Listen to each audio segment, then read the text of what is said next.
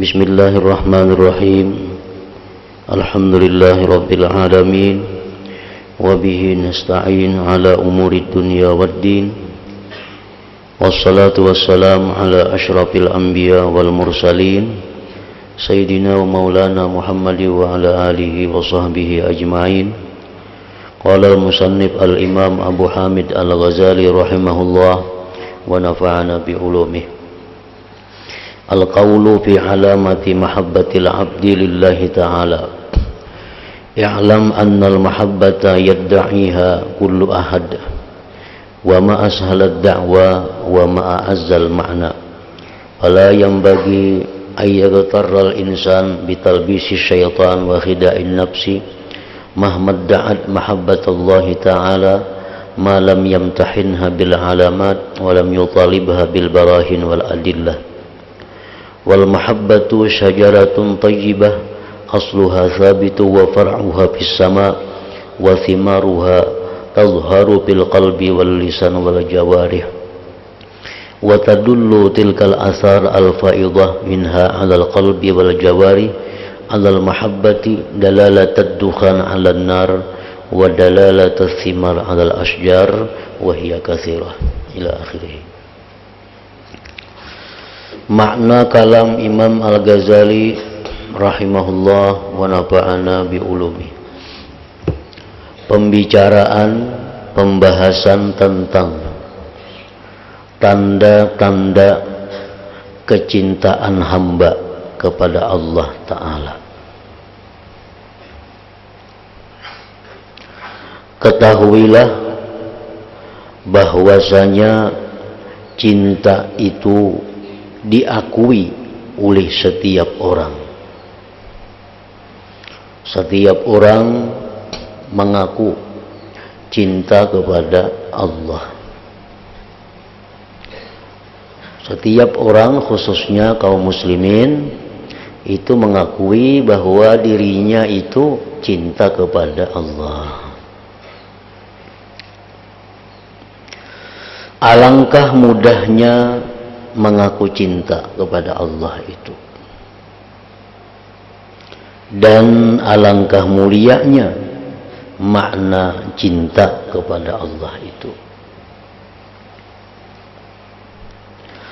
Maka tidak semestinya manusia tertipu dengan godaan syaitan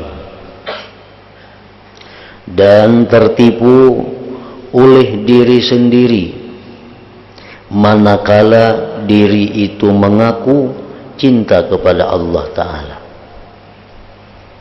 Kadang-kadang kita dibujuk, digoda oleh syaitan, oleh nafsu kita, sehingga tanpa terasa bahwa kita ini mengakui cinta kepada Allah. Nah, waspada, hati-hati dengan godaan syaitan itu. Selama tidak diujinya ia dengan tanda-tanda dan tidak dituntutnya dengan bukti-bukti dan dalil-dalil.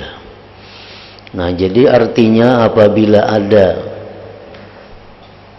bujukan, rayuan atau godaan syaitan yang menyatakan bahwa kita ini cinta kepada Allah, maka hendaknya diri kita uji.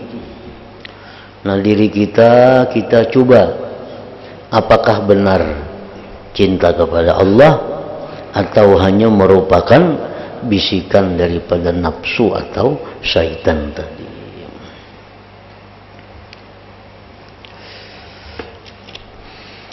Cinta itu ibarat sebatang pohon yang harum. Cinta itu ibarat sebatang pohon yang harum, baik. Akarnya teguh di bumi dan cabangnya menjulang ke langit. Dan buahnya cinta itu tampak di hati, di lidah, dan di anggota-anggota badan. Pengaruh-pengaruh dampaknya yang melimpah ruah daripadanya itu menunjukkan kepada hati dan anggota-anggota badan atas cinta. Artinya orang yang cinta kepada Allah itu bisa kita lihat dari tingkah lakunya, bisa kita lihat dari tutur katanya, bisa kita lihat dari pekerjaannya.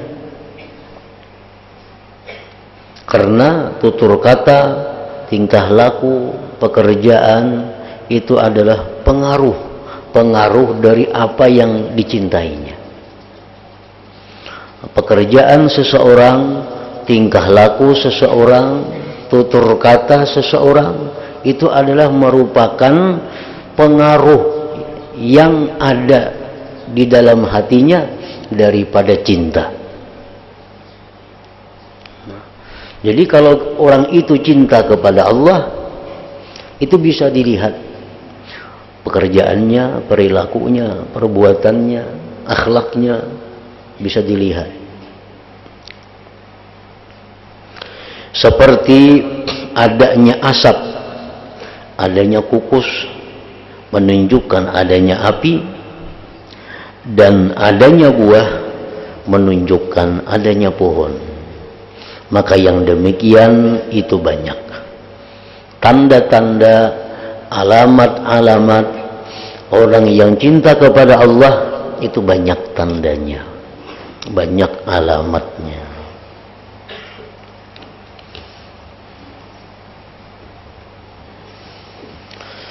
Di antaranya tanda orang yang mengaku cinta kepada Allah, cinta senang untuk bertemu kepada yang dicintai. Itu salah satu tanda. Kalau kita mengaku cinta kepada Allah, itu sudah otomatis bahwa kita itu kepingin bertemu dengan Allah. Setiap orang yang mencintai sesuatu pasti inya kepingin bertamu lawan sesuatu itu dengan jalan terbuka dan menyaksikan di surga Darussalam.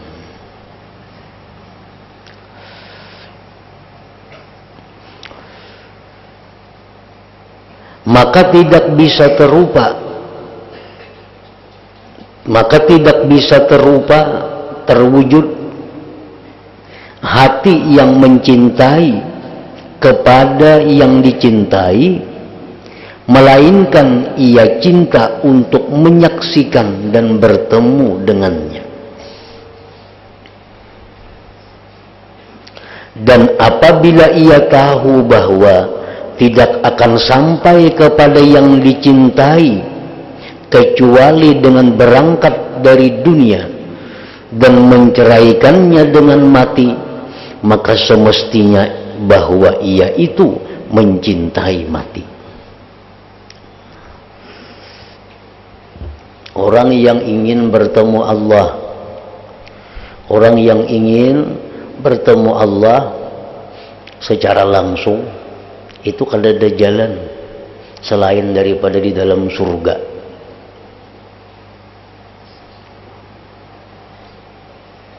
Sedangkan untuk mencapai surga itu kan ada jalan lain selain daripada meninggalkan dunia, selain daripada mati terlebih dahulu.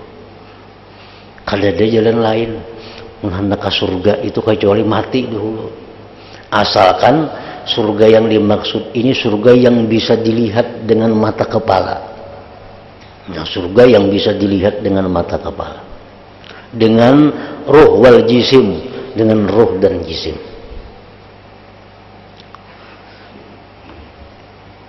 Maka semestinya bahwa ia itu mencintai mati, ia tidak lari daripadanya mati,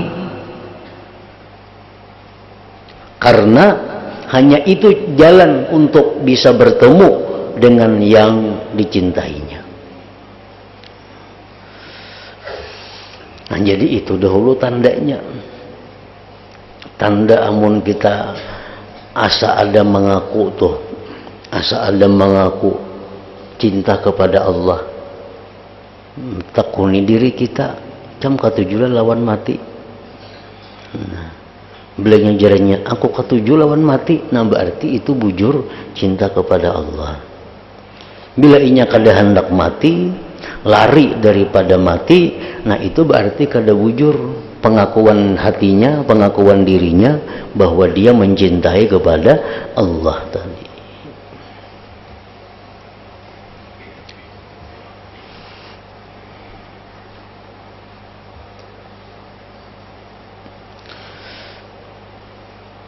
Mencintai mati itu satu-satunya jalan agar bisa bertemu dengan Allah.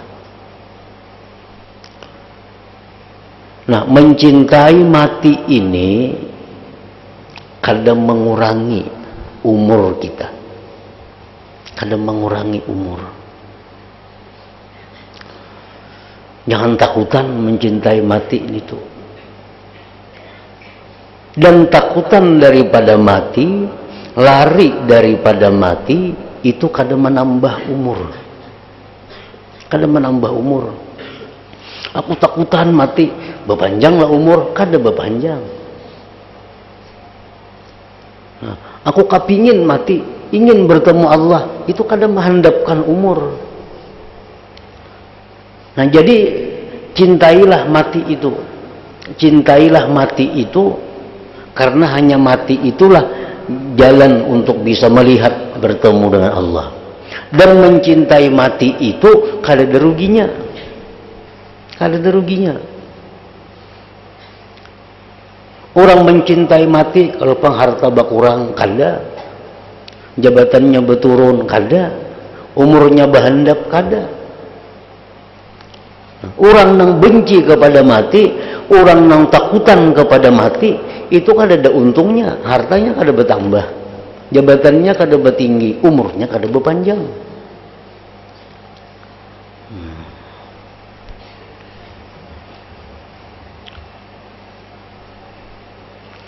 Dan cinta kepada mati itu, cinta kepada mati itu bukan melarang, bukan melarang untuk berubat. Kenapa itu berubat? Maka itu ketujuh mati. Bukan itu, kada ada hubungannya antara berubat itu dengan mati. Ubat itu sehebat apapun ubat, sehebat apapun dokter, kada kawa menjangkakan umur, kada kawa. Imba berubat itu pan apa? Berubat itu paling-paling mengurangi sakit, pintu benar. Sakit gigi misalnya, minum obat berkurang sakit. Nah, kalau kita nyaman, makan nyaman, beribadah nyaman, berubat itu mengurangi sakit. Jadi orang yang cinta mati itu bukan anti berubat kada. Karena ia yakin bahwa obat ini kada memanjangkan umur. Kada memanjangkan umur. Kalau pun misalnya aku sudah cinta lawan mati dan hendak lagi aku berubat, nah, itu salah pemahaman. Kada ada hubungan antara berubat lawan cinta mati itu, kada ada hubungan. Jadi berubat itu disuruh Nabi. Tapi berubat itu kita ingat bukan bahwa berubat ini minta supaya lawas dalam dunia, kada. Berubat itu hanya untuk mengurangi sakit, sehingga dengan sakit kurang itu kita bisa nyaman beribadah kepada Allah, bisa nyaman berzikir, nyaman menuntut ilmu, nyaman bekerja, mencari nafkah. Nah, itu tujuan berubat itu, bukan hendak panjang umur kada. Dan memang ubat kada kau memanjangkan umur seseorang.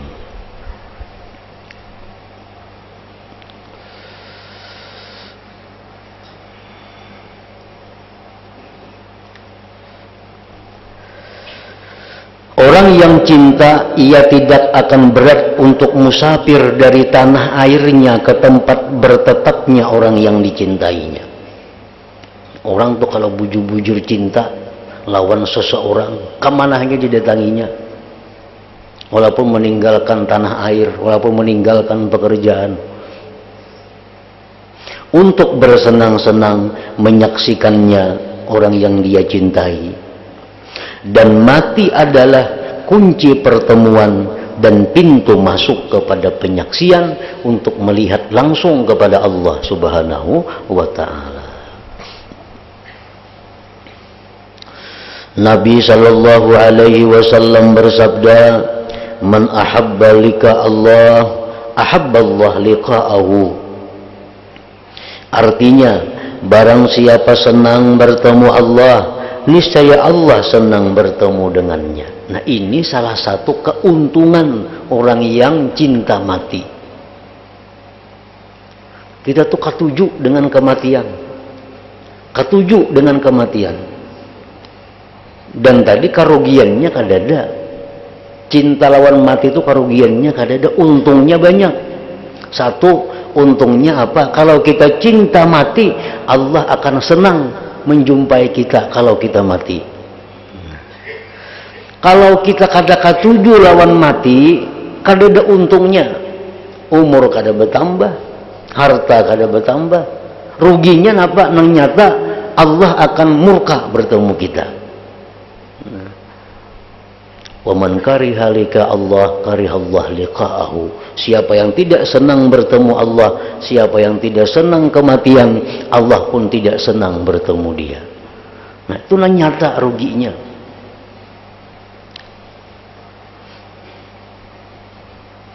Kita berdoa misalnya, ya Allah, matiakan hamba, umpamanya. Kada kau mati jamu, kada habis umurnya. Kada kau mati. Tapi bila umur tu habis, berdoa kada berdoa, mati.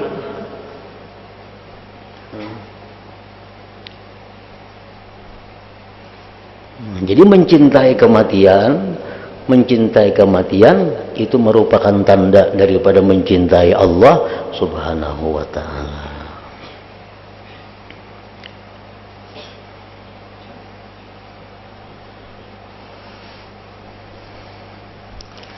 Hudzaifah al-Yamani berkata, ketika menjelang matinya beliau, kekasih datang atas kefakiran.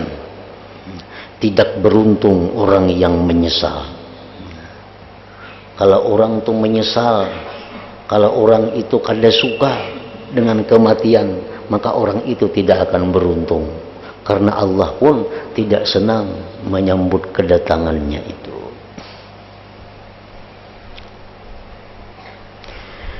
Sebagian orang salaf berkata, tidak ada sesuatu perkara pun yang lebih dicintai oleh Allah pada hamba sesudah cinta bertemu Allah. Allah itu paling suka kalau kita ini suka bertemu Allah.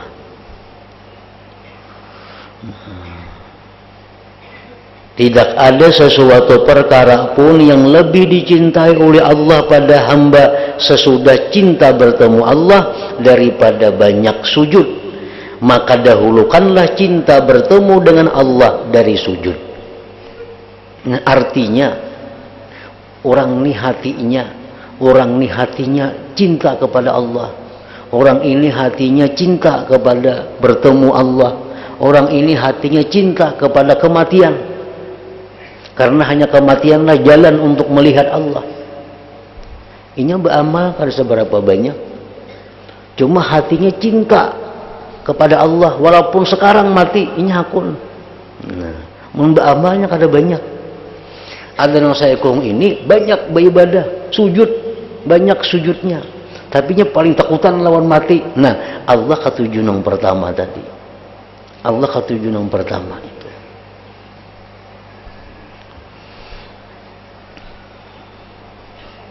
Maka dahulukanlah cinta bertemu Allah daripada sujud itu.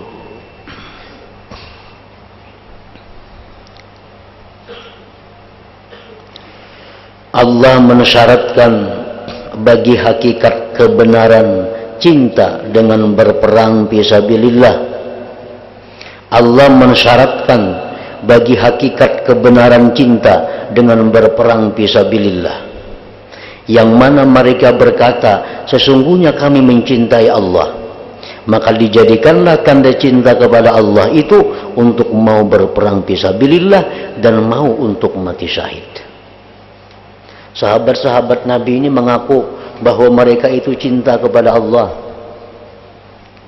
Sahabat Nabi mengaku mereka cinta kepada Allah. Lalu Allah ingin mengetahui kebenaran cintanya, agar mereka tahu apa itu benar cinta atau kada. Allah perintahkan mereka untuk berperang. Allah perintahkan mereka untuk berperang.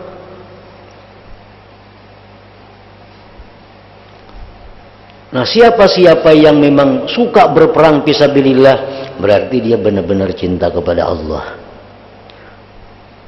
Orang-orang yang malas takut berperang, berarti kada benarnya cinta kepada Allah. Dan mereka mengetahui, meyakini bahwa berperang fisabilillah itu kada memindikkan umur mereka, kada menghandapkan umur. Orang misalnya diberi Tuhan umur 65 tahun. Diberi Tuhan umur 65 tahun. Umur 50 inya berperang. Hari-hari inya berperang, kada bakal mati. Kada bakal mati. Karena Allah sudah memberi umurnya 65. Nah, jadi mereka itu suka berperang karena hanya perang inilah bukti mereka cinta kepada Allah. Allah Ta'ala berfirman, Innallaha yuhibbul ladzina yuqatiluna fi sabilihi saffa.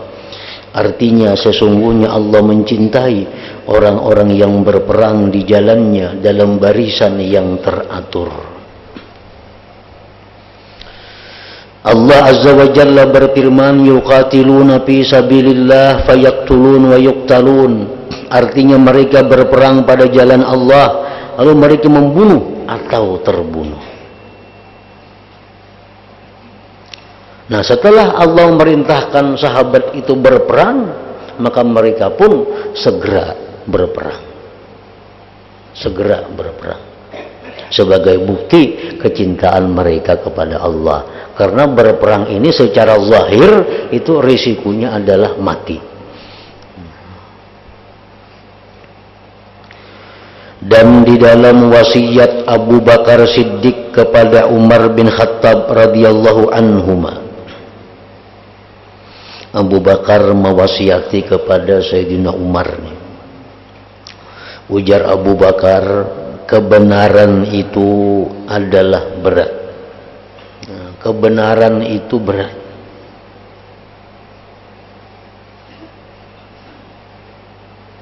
Membawa kebenaran, memperjuangkan kebenaran, mengajarkan kebenaran itu berat. Dan serta dengan beratnya itu mengandung ria. Mana sudah berat kebenaran ini, bahkan bisa masuk ria.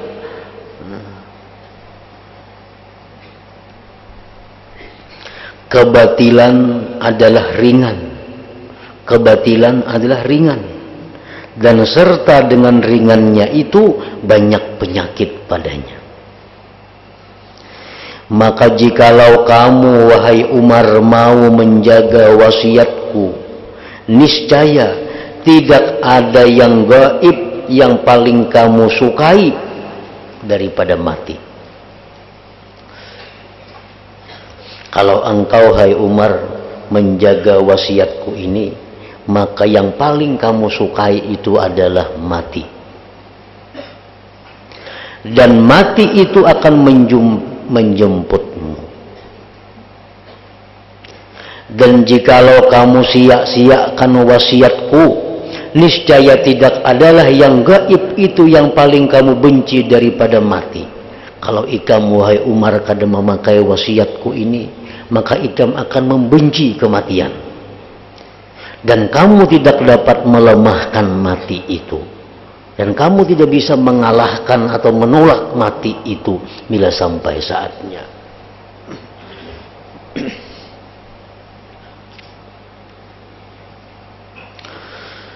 Diriwayatkan dari Ishaq bin Sa'ad bin Abi Waqqas, ia berkata, ayahku telah menghadiskan kepadaku bahwasanya Abdullah ibnu Jahsin, ini ipar Nabi kita, dan sanak sidini Zainab ibnatu Jahsin, istri Nabi kita. Abdullah bin Jahsin berkata kepadanya Sa'ad bin Abi Waqqas pada hari perang Uhud. Abdullah bin Jahsin ini orang yang sangat ahli dalam bidang panah memanah. Nah, kalau urusan memanah, penimbak jarak jauh itu, nah pangarannya itu, nah itu ahlinya ini, penimbak jarak jauh. Jadi waktu perang Uhud itu Nabi menempatkan Abdullah bin Jahsin ini di puncak gunung Uhud. Hikam dan kawan-kawan nak buka Hikam diam-diam di sini. Manang kalah Hikam jangan bergerak pada sini. Tugas Hikam hanya menimbak musuh dari atas ke bawah, supaya musuh itu jangan mendekat kepada kaum muslimin.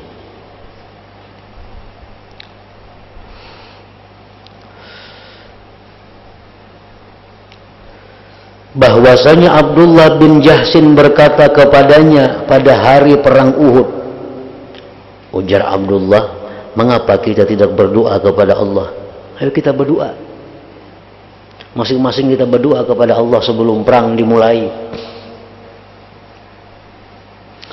Mereka lalu bersepi-sepi di suatu sudut, masing-masing mencari tempat untuk berdoa kepada Allah sebelum mulai perang Uhud itu. Abdullah bin Jahsin dalam berdoa, ia berkata dalam doanya, wahai Tuhanku, sesungguhnya saya bersumpah kepadamu, jika saya bertemu dengan musuh besok, maka pertemukanlah saya dengan laki-laki yang sangat perkasanya, yang sangat amarahnya. Saya akan perangi ia pada jalanmu, dan ia pun akan berperang melawanku. Kemudian ia bisa mengalahkanku, lalu dipotonglah hidungku, telingaku, dan dibelahlah perutku. Apabila saya bertemu kepadamu besok di hari kiamat, niscaya engkau berfirman, wahai Abdullah, siapakah yang memotong hidung dan telingamu? Maka saya menjawab, pada jalanmu wahai Tuhanku, dan pada jalan Rasulmu. Maka engkau berfirman, benar kamu wahai Abdullah. Jadi Abdullah bin Jahsin ini yang kita ambil dalam doa sidin itu, bahwa beliau ini adalah yuhibbul maut, mencintai kematian di jalan Allah. Sehingga sidin berdoa, ya Allah, kalau isuk aku bertemu musuh, tamu akan lawan musuh nang hibat, tamu akan lawan musuh nang perkasa, musuh nang gagah berani, sehingga dia bisa mengalahkan aku. Lalu dia potong hidungku, dia potong telingaku, sehingga di akhirat nanti kalau engkau bertanya, wahai Abdullah, siapa yang memotong telinga engkau, siapa yang memotong hidung engkau, ini saya aku jawab, itu dipotong pada jalanmu dan pada jalan Rasulmu. Nah, ini contoh manusia yang yuhibbul maut, yang cinta kematian, kematian di jalan yang benar. Sa'ad bin Abi Waqqas berkata, untuk kisahkan nih berkata, maka sungguh saya melihat Abdullah bin Jahsin pada akhir waktu siang, isuk kamarian aku melihat Abdullah bin Jahsin, hidung dan telinganya tergantung pada sehelai benang, mati, dibunuh orang kafir, telinganya ditatak orang, hidungnya ditatak orang. Sa'id ibn al-Musayyab berkata, saya mengharap semoga Allah meluluskan akhir sumpahnya sebagaimana Allah meluluskan awal sumpahnya. Nah, dia sudah bersumpah di awal bahwa kalau bertamu akan musuh nang kuat nang bisa menatak telinga hidung ulun. Nah, itu sudah dikabulkan oleh Allah, dan aku berharap, ujar Sa'id bin Musayyab, semoga Allah mengabulkan juga di akhir sumpahnya itu. Akhir sumpahnya apa tadi? Karena di akhirat Allah bertanya, kenapa pagat hidung ikam, kenapa pagat telinga ikam? Maka dijawab bahwa itu semua adalah berjuang di jalanmu dan di jalan Rasulmu. Sufyan Ats-Tsauri dan Bishrul Hafi berkata, tidak ada orang yang benci kepada mati kecuali orang yang ragu. Karena orang yang cinta atas tiap-tiap keadaan, ia tidak benci bertemu dengan kekasihnya. Seakan-akan Al-Buwaiti bertanya kepada sebagian orang-orang yang zuhud. Imam Al-Buwaiti, ujar Imam Al-Buwaiti bertanya kepada orang zuhud, apakah kamu mencintai mati? Seakan-akan Al-Buwaiti ragu-ragu. Lalu ia berkata, jikalau kamu benar, niscaya kamu mencintai mati. Wahai orang-orang zuhud, wahai orang-orang nang ahli ibadah, andai kata ikam itu bujur-bujur beribadah, ikam pasti mencintai mati. Nah, kemudian ia membaca firman Allah, fatamannaul maut in kuntum shadiqin, maka inginkanlah, mintalah agar kamu dimatikan kalau kamu memang benar. Maka orang zuhud itu berkata, menjawab, maka sungguh Nabi SAW bersabda, la yatamannayanna ahadukumul maut. Artinya janganlah salah seorang kamu mengharap-harap untuk mati. Ujar orang zuhud, wahai Imam Buwaiti, kami kan tidak ingin akan mati. Karena jar Nabi, jangan hendak bermati-mati. Karena ada hadis Nabi yang mengatakan, janganlah kalian mencita-cita mati. Jangan kalian mengharap-harap mati. Jadi kami kada mengharap mati, kami kada mencintai mati. Maka berkatalah Al-Buwaiti bahwa mengharap-harap yang demikian itu tidak boleh jikalau karena kemudaratan yang menimpanya. Hendak mati itu kada boleh kalau karena kesusahan hidup. Ini penyakit sudah kebanyakan di awak, kada kasandangan lagi, ya Allah mati akan hamba kada tahan lagi. Nah itu kada boleh. Hutang kebanyakan di situ kamari sudah ditagihi orang, ya Allah mati akan hamba, kebanyakan bisi hutang, kada boleh. Nah, makanya bunuh diri itu dosa besar, karena itu orang yang kada tahan menderita kesusahan hidup. Jadi kalau ada hadis Nabi yang mengatakan bahwa jangan cinta kepada mati, jangan berharap-harap mati, itu ditujukan kepada orang-orang yang mengalami kesusahan, menderita dalam kehidupan.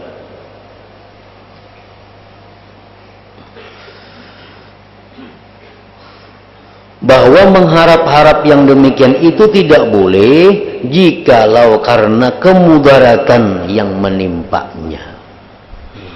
Itu sudah berdosa, karena kada tahan kesusahan, kada tahan penderitaan. Ya Allah mati akannya sudah hamba, nah itu sudah berdosa. Amunnya bermati seorang makin ganal lagi dosanya. Ada di zaman dahulu, zaman Rasulullah SAW, dalam peperangan. Salah seorang sahabat Nabi ini ditumbak oleh orang kafir, gugur dari kudanya, kelopok-kelopok. Ujar sahabat, hani'an lahu bil jannah, untungnya masuk surga. Ya Nabi, lah kada, itu masuk neraka mati. Sahabat ini bingung, makanya ditumbak orang kafir. Ini perang fisabilillah, ditumbak orang kafir. Kelopok-kelopok sudah hendak mati, kayak ayam hendak mati itu nah. Nabi kan neraka matinya. Diliatakan oleh sahabat, diliatakan. Sekalinya orangnya kada tahan lagi, mengambil ke pedang seorang, lak mencucuk ke parut seorang. Nah, akhirnya itu Nabi sudah tahu ini orang bunuh diri.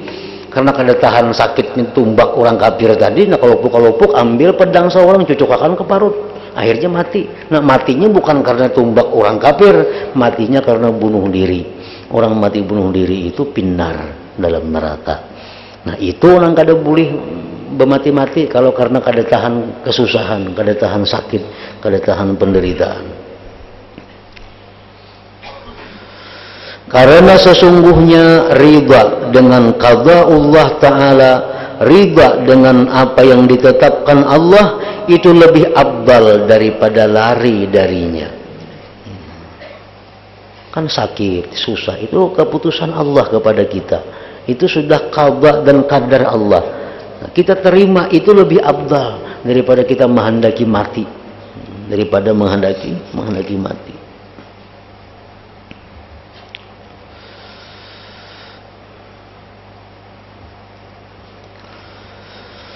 Jikalau kamu bertanya, orang yang tidak mencintai mati adakah terupa bahwa ia mencintai Allah? Nah, orang bertakun, orang tu kada katuju lawan mati, takutan lawan mati, orang tu cintalah lawan Allah. Maka saya menjawab, ujar Imam Ghazali, benci kematian itu terkadang karena cinta kepada dunia. Takut lawan mati terkadang karena cinta kepada dunia, merasa sedih berpisah dengan istri dan harta dan anak. Orang ini kebanyakan bisi harta, orang ini hidup senang, hidup mewah. Lalu dia takut mati karena terpisah dengan kekayaannya, terpisah anak istrinya. Nah, ini takutan mati karena itu. Ini kada katuju mati karena itu.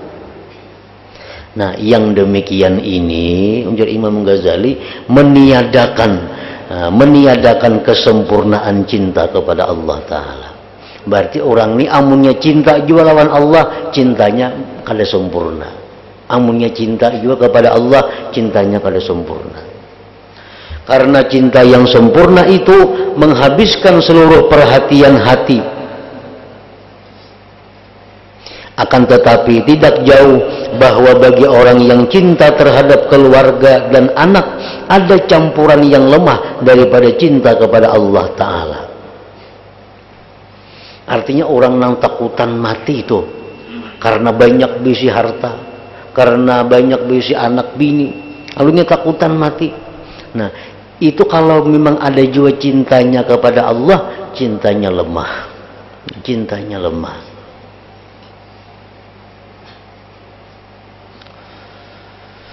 Karena sesungguhnya manusia itu berbeda-beda pada cinta kepada Allah. Dan yang menunjukkan pada berbedanya cinta itu apa yang telah diriwayatkan bahwasanya Abu Hudzaifah bin Utbah bin Rabi'ah bin Abdi Syamsin ketika ia mengawinkan saudarinya yaitu Fatimah dengan Salim yang bekas budaknya, maka ia dicaci oleh orang-orang Quraisy. Mengawinkan adik, ini orang bangsawan Quraisy, orang mulia. Sekalinya mengawinkan ading bini-bini lawan bekas budak. Lalu dicaci oleh orang-orang Quraisy. Nah, apa itu mengawinkan ading lawan bekas budak? Kada ada kabun bangsawan lainnya. Mereka mengatakan, kamu kawinkan saudara wanita terhormat dari wanita terhormat Quraisy dengan seorang bekas budak. Abu Hudzaifah berkata, demi Allah, saya telah menikahkan Salim dengan Fatimah, dan sesungguhnya saya tahu bahwa Salim itu lebih baik daripada Fatimah. Maka perkataan Abu Hudzaifah yang demikian itu lebih berat atas mereka Quraisy daripada perbuatannya. Tambah marah orang Quraisy. Kenapa mereka mengawinkan ading lawan bekas budak? Karena aku tahu bekas budak itu lebih baik daripada adingko. Makin nyesarik orang Quraisy. Lalu mereka berkata, bagaimana sedangkan Fatimah itu saudarimu dan dia itu suaminya bekas budakmu? Abu Hudzaifah lalu berkata, saya mendengar Rasulullah sallallahu alaihi wasallam bersabda, man arada ay yanzura ila rajulin yuhibbullah bikulli qalbih falyanzur ila Salim. Artinya barang siapa yang ingin memandang kepada laki-laki yang mencintai Allah dengan sepenuh hatinya, maka hendaklah ia memandang kepada Salim bekas budakku tadi. Nah, itu sebabnya ini lebih baik daripada dangsanakku tadi. Nah, maka ini menunjukkan bahwa di antara manusia ada orang yang tidak mencintai Allah dengan sepenuh hatinya. Ada orang yang kadang mencintai Allah tapi kadang sepenuh hati. Nah, oleh karena itu inya takutan mati, benci mati. Ia mencintai Allah dan mencintai juga yang selain Allah.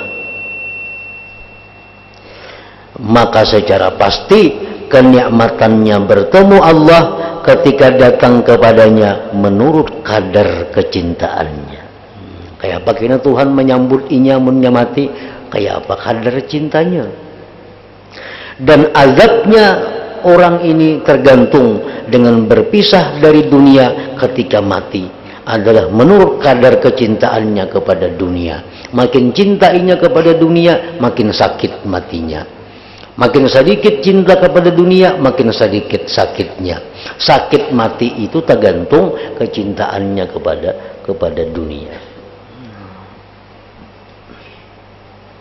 Nah, kemudian ada pun sebab yang kedua kenapa manusia itu benci kepada mati. Afdhalul dzikri fa'lam annahu la ilaha illallah Muhammadur Rasulullah, la ilaha illallah Muhammadur Rasulullah, la ilaha illallah Muhammadur Rasulullah, la ilaha illallah, la ilaha illallah, la ilaha illallah, la ilaha illallah, la ilaha illallah. Allahu Allah, Allahu Allah, Allahu Allah, Allahu Allah, Allahu Allah, Allahu Allah, Allahu Allah, Allahu Allah, Allahu Allah, Allahu Allah, Allahu Allah, la ilaha illallah Muhammadur Rasulullah, la ilaha illallah Muhammadur Rasulullah, la ilaha illallah Muhammadur Rasulullah, la ilaha illallah. Al-Fatihah.